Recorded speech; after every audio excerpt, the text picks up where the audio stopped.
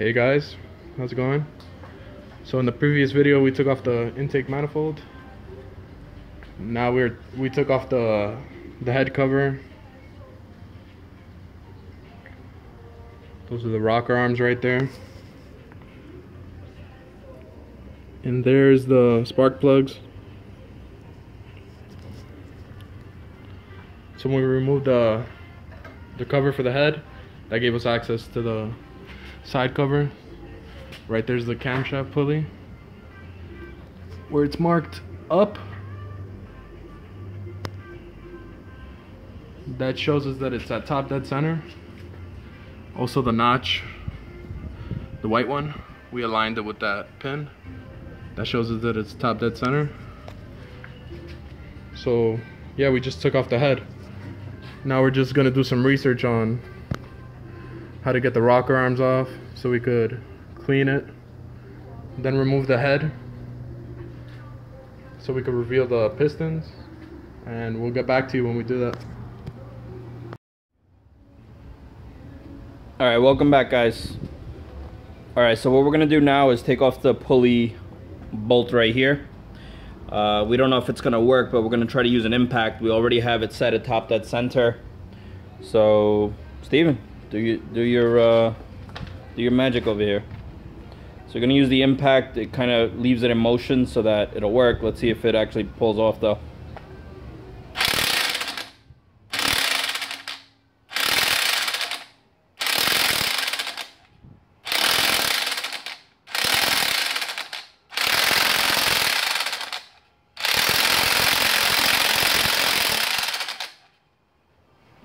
Alright, so that's not, no, stop it. That's not gonna work. So now what we're gonna have to do is probably do this manually. So we have this tool right here. It's gonna be kind of difficult because this usually requires a lot of force, and with it on an engine stand, this is not the most ideal situation to have this in. But we'll use this. Steven is probably gonna hold it, and one of us is going to now put another socket in here and try to rotate it so that it holds. We'll come back to you with this because there's no way we could record at the same time. Alright, peace. Signing off. This is going to be take two. We actually cracked it open with these tools right here, just so that you could see two breaker bars, Steven on one side, me on another, and just using brute strength, like Hercules.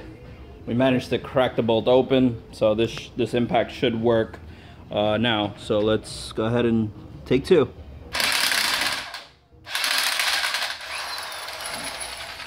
That's it. We got the crankshaft bolt out. Huge bolt. Huge bolt. Huge, huge, huge. All right, now there's usually something called a Woodruff key that you can see in this video. So you got to be really careful when taking this out because you could lose this, and that's not going to be good. So we're going to try to take this out, and then the cover, and then get back to you. And well, it's out. Alright, let's stop right there. It's a really hard task, you know,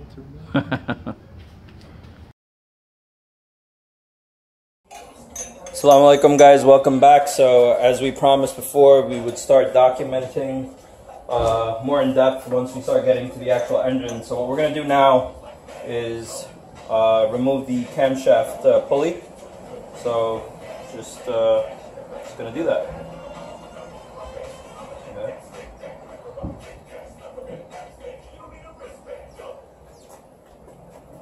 Well, it's going to be tight, so I don't want to... Is that working? No. Stop for a second. Take that out.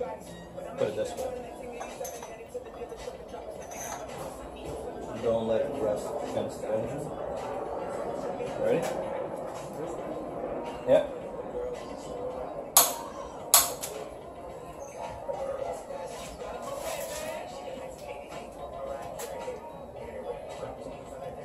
I think this has those notches. So just removing this actually has a key, one of those Woodruff keys, so be careful that when you're taking it out you don't drop the Woodruff key.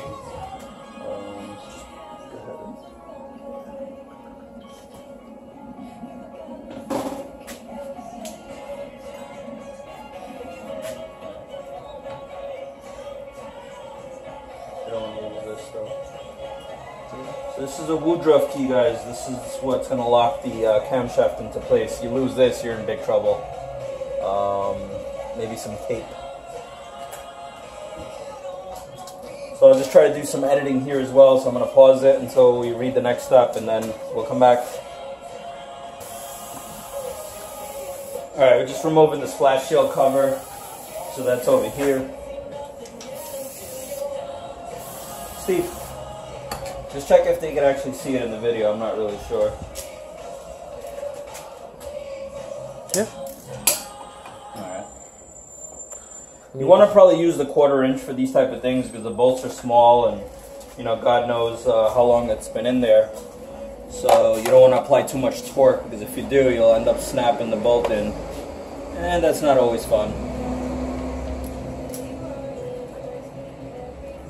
Not always, it's not fun. That's a pain.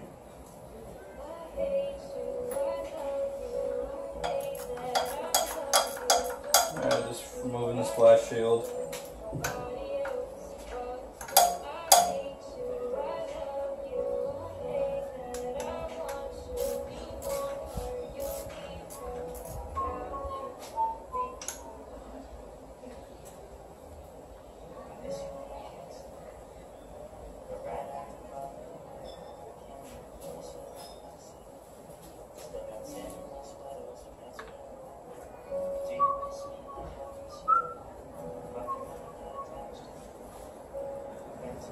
Yeah, I would just put the camshaft bolts in it too.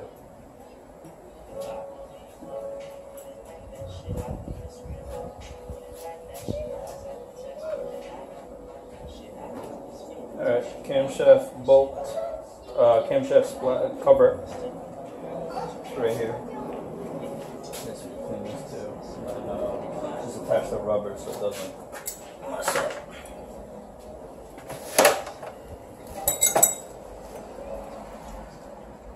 Put these bolts back in. Just a methodical approach that I use is try to just put the bolts back in. Don't want to lose them.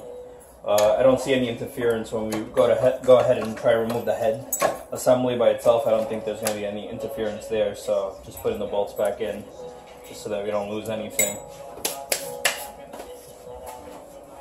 Just finger tight. Where's the flash? Okay.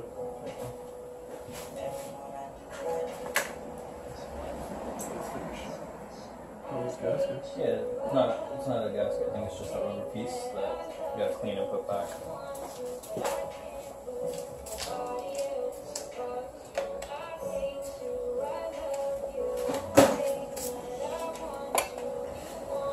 Alright, look at the next steps and then get back to you guys.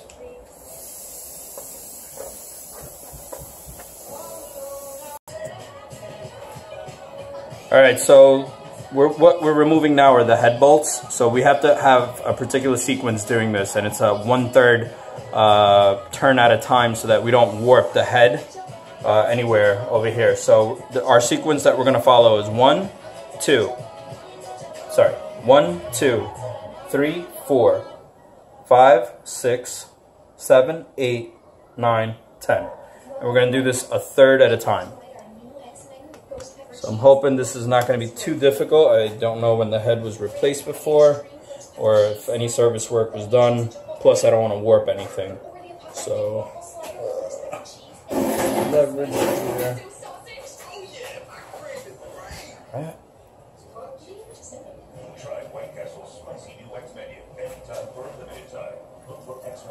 I think we're going to need a breaker bar. Yes, I am.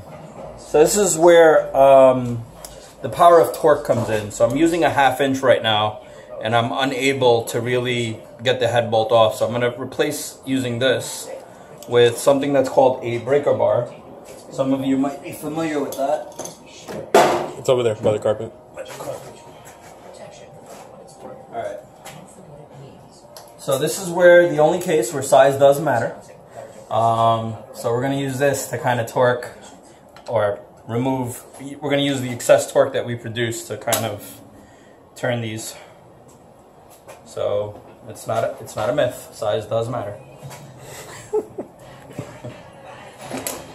All right. So Steven, I'm gonna need you to hold that because our assembly has wheels and it's moving. Just, yeah, you got it? I don't think that's gonna be enough. Go for it.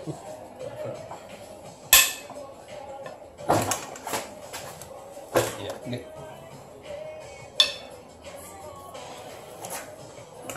No. Alright, so we're having trouble because this stupid thing is moving. And we're trying to record. Use a wood block. So there's a wood block in the middle. You want me to get it or you got it?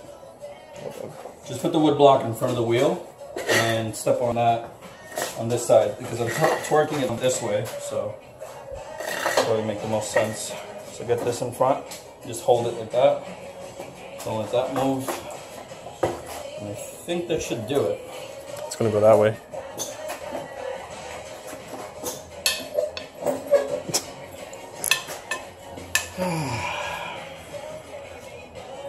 Guys, we'll be right back after we crack open every bolt. Alright, so we lowered it, I mean not lowered it, we loosened it 2/3 of a turn. Now we're doing our final turn here.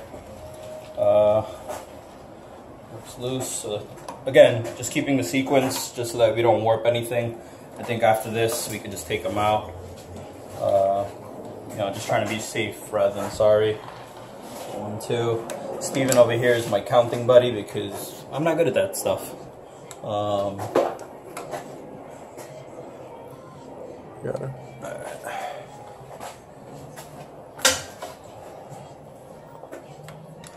Might want to switch back to the 1/2 inch like right after this because I think I'm losing a little bit more torque than what's required. So that's 3/4. This is my 5/6. I can't even tell. This is my 5. This is my 6. 7, right? Yep. 7.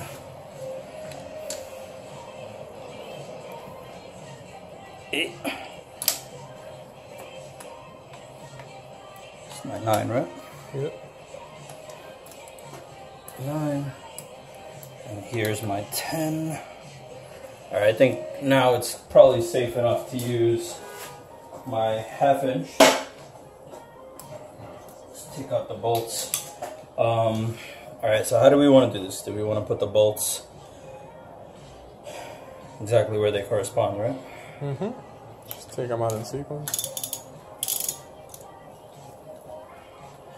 This is where it'd be nice to have a speed handle, but hey, what can you do? My favorite tool. Only tool I use in automotive. Alright. So again, it's probably going to be boring for you, but again, as promised, I said, once I get up to this part, I'm going to extensively document, so I want to make sure I live up to my promise. You see these bolts are huge. So this is bolt number 1. Should we label this somehow? Maybe with tape. 1, 2. Oh, I'll handle that. So wait, so that is camshaft side intake. That's number 1. Yeah. Okay. So what I'm basically telling Steven is what bolt that is. I mean, either way, we're going to replace the bolts anyway, but I don't know why I'm trying to keep track of it if I'm going to replace it. Sometimes you do things and you don't think, and yeah, it happens.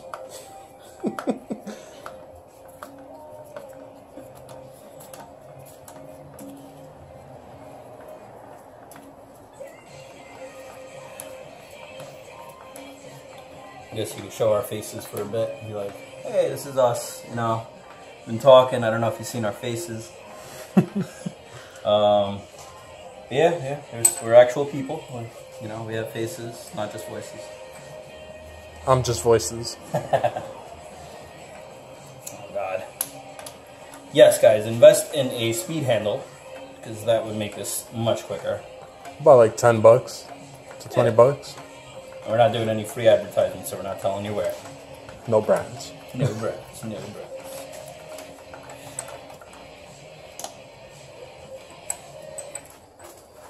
Oh boy, this is gonna take a while.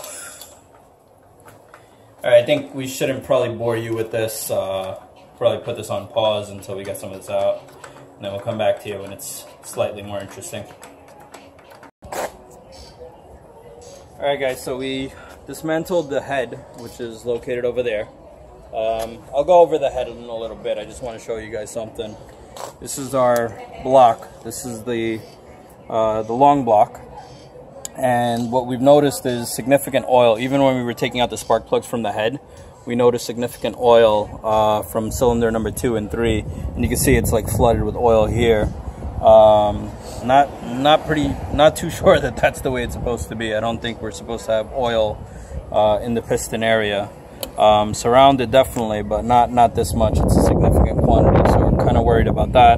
What I'm expecting it to be is some seals that are located below the rocker arm assembly, which is here. This is your rocker arm assembly. It holds the camshaft together. So there's probably seals on the bottom of that are leaking that I'm going to have to replace as well. So these are the gaskets we originally were going to be replacing. So that's something that's going to come in the future. But let me just point out to you what's going on over here. So here we're going to have our intake valves, okay? This is how the engine breathes. You'll notice that they're significantly bigger than your exhaust valves because we want to let enough air in for volumetric efficiency. So that makes sense why the intake valves would be bigger. We want more air to be drawn in. And then the expansion or the combustion that occurs in the chamber, we want the gases to escape, and they'll escape pretty quickly through the smaller holes anyway because of the vast amount of pressure that's being created via combustion. So here's our intake valves. Again, this is the first time I'm looking at this, so I don't know if this is looking normal, abnormal, but you know, it is what it is. So once again, just to recap, here's my intake valves, my exhaust valves. So this is how the engine breathes. Intake takes air in, exhaust breathes the air out from combustion. When we look at this, this is our rocker arm assembly. This is what controls the valves. There's certain spring pressures that are then run by this camshaft. I don't know if you can see this long shaft, but it has lobes on it. Those lobes kind of tell the valves whether to open or not. You'll notice a curvature here. Those valves, when they depress when it rotates, it depresses the valves so that they can either open or close, and that's how it controls the timing. So at this point, we're going to leave you with that and try to figure out what we're doing next. See ya.